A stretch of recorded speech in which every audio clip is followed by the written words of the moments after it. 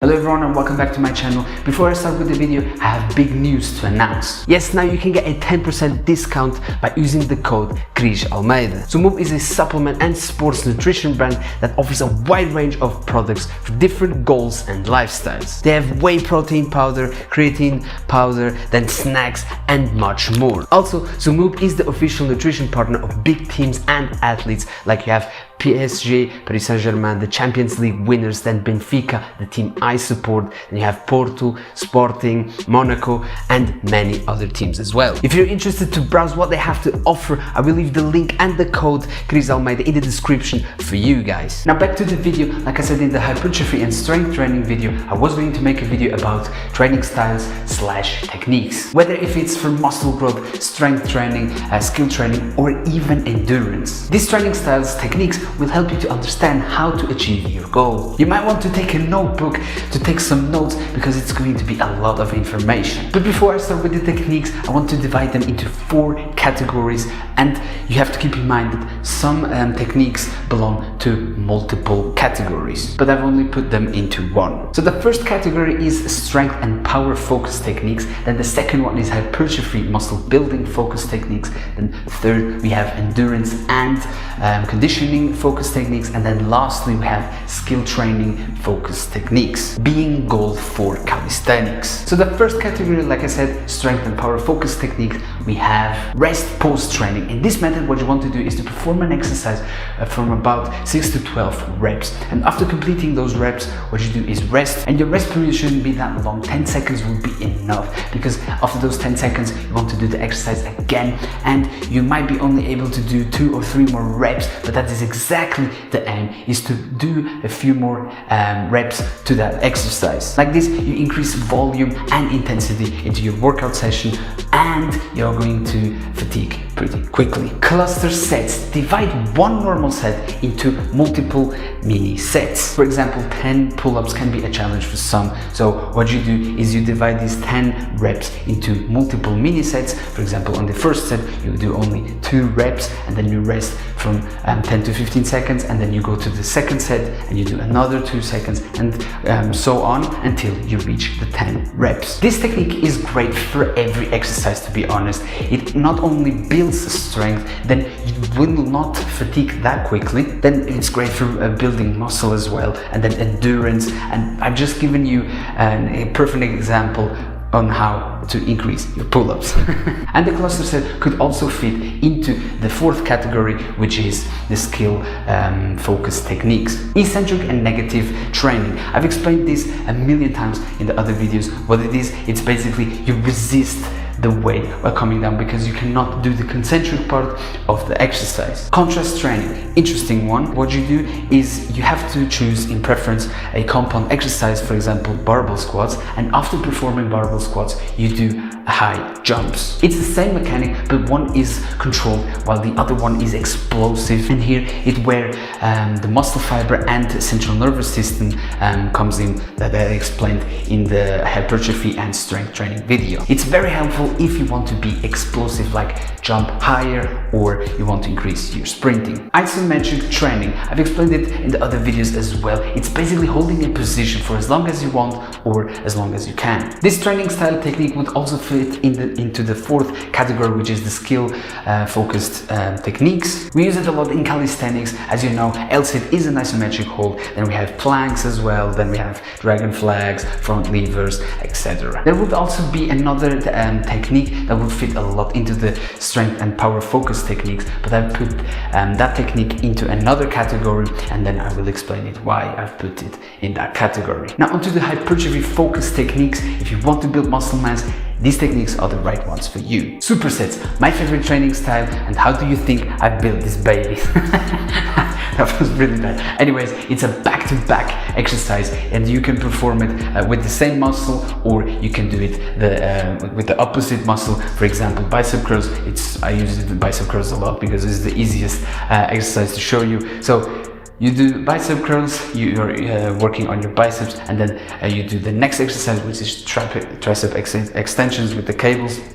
and then while you're working on your triceps, your bicep rests. But like I said, you can also do both exercises for the same muscle. Triple sets, 3 back-to-back exercises. In the superset, it's 2 exercises, and with triple sets, like the name says, triple 3 exercises. And here again, you can either choose the same muscles or you can do other muscles as well. Giant sets, supersets, it's 2 exercises, triple sets is 3 exercises, and with giant sets it's 4 or even more back-to-back exercises. Really intense one. Drop sets, I don't really use this method that much, but here you want to max out your reps. So pick a weight, do the reps that you can do, and once you can no longer do it, you decrease the weight and continue doing that exercise until you can't no more, and then you decrease again until you're completely fatigued. You can also do this with calisthenics. For example, push-ups, you perform as many push-ups as you can, and then when you're completely done or you can't perform any push-ups, you decrease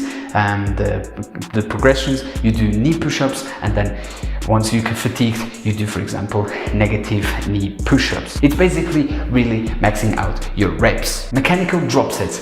It's very similar to the drop sets that I've explained, but here what you want, what's the main difference is mechanical, like the name says. And for example, the push-up would be a mechanical drop set, because with the push-up, you're performing a push-up like this, and then if you go to a knee push-up, you will change your mechanic a bit. And if you're more into weights, you could perform, for example, reverse bicep curls, and after performing this exercise you perform hammer curls. And the weight remains the same. The main difference is that you change into a easier variation. Pyramid sets, together with the superset, this is how I train. On each set you increase the weight, and I like to think about it like a warm-up. You know, with warm-up you start with light weights, and then the more you feel warmed up, the more weight you can handle, and it's the same. And then on the last set, I'm ready to give my max. Reverse pyramid set. Here it's the same as the pyramid set, but the other way around. On each set you decrease the weight. Time under tension is doing an exercise slowly. Like that you will put stress into your muscle, and that not only builds muscle, but you will also build endurance. 21s, an old school training style. It's 3 mini sets of 7 repetitions. For example, bicep curls.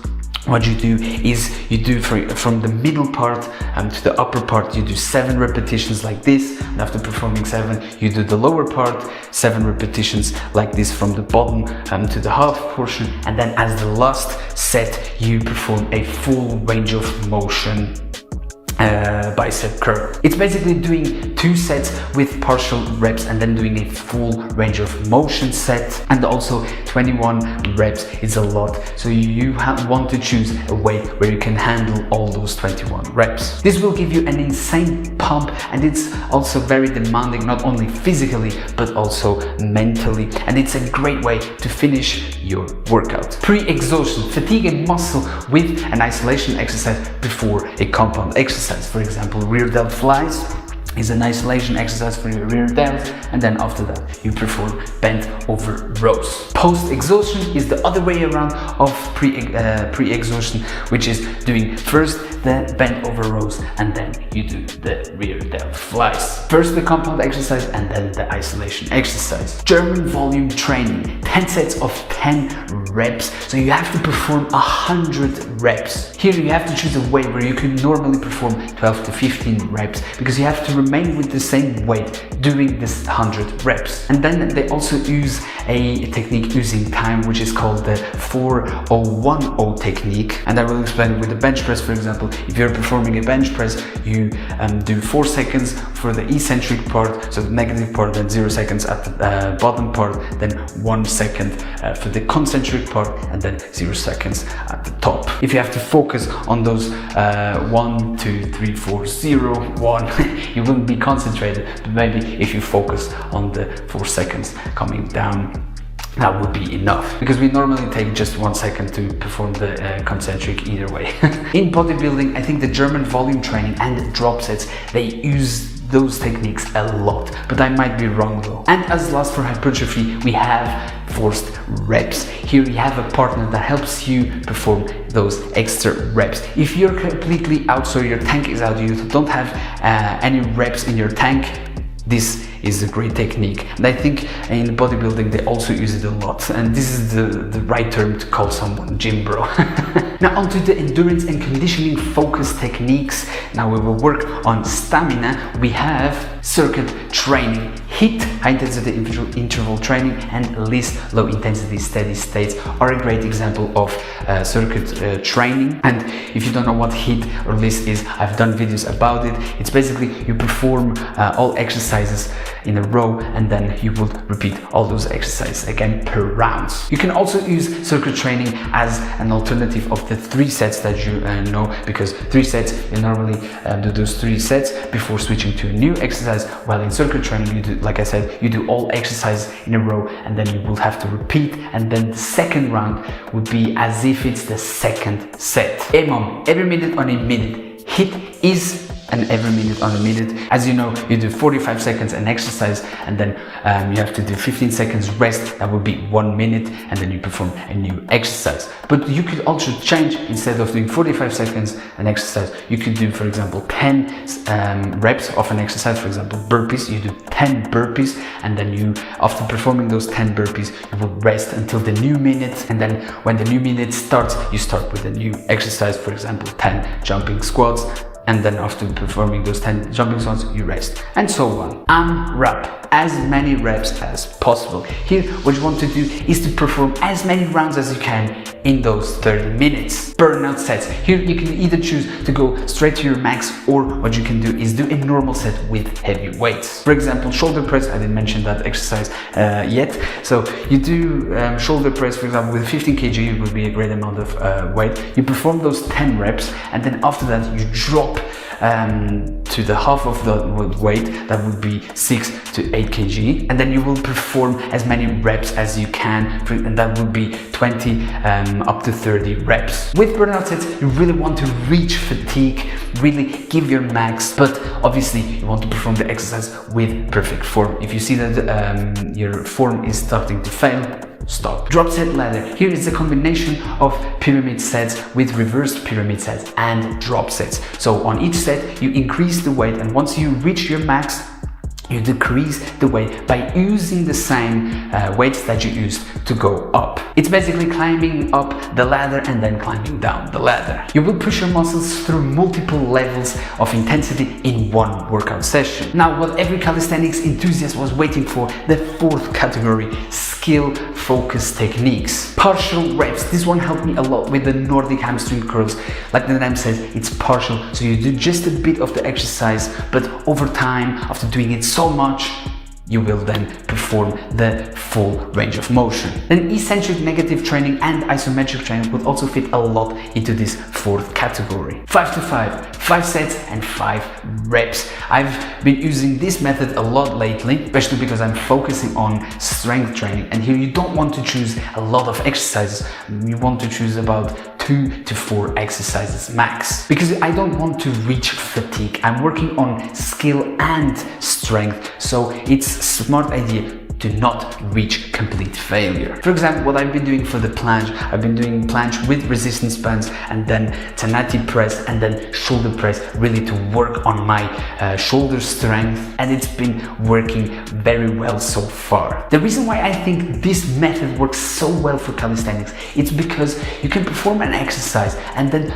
rest from 3 to up to 5 minutes, and you don't reach failure that quickly, which means on each set you will start fresh. It's also a smart idea if you do the hardest exercise first, then the second hardest exercise as second, and then the easiest of them all as third. And now, as last technique, you could try this, especially if you plateaued in calisthenics. Obviously, in calisthenics we have to be very patient because progress takes time, but you can try it anyways, and it's called the grease the groove. This one would also be the one that I've talked about, that would fit into the strength and power focus technique. Here, what you want to do is to perform the exercise that you want to be better at multiple times during the day. It's not a workout session, you just perform. For example, you can't do push-ups, all right, you try to do as many push-ups as you can. For example, you can only do 2 at once, you do those 2, and then 2-3 hours later, you do the 2 push-ups again. Like that, over time, you will increase your push-ups and your strength. It's very famous to use the grease the groove in calisthenics, and I actually should be doing a video about that because it would be interesting for you to understand how this technique actually works. But like I said, really just choose one exercise that you really want to be good at. Don't mix everything together, because then you will be constantly working out.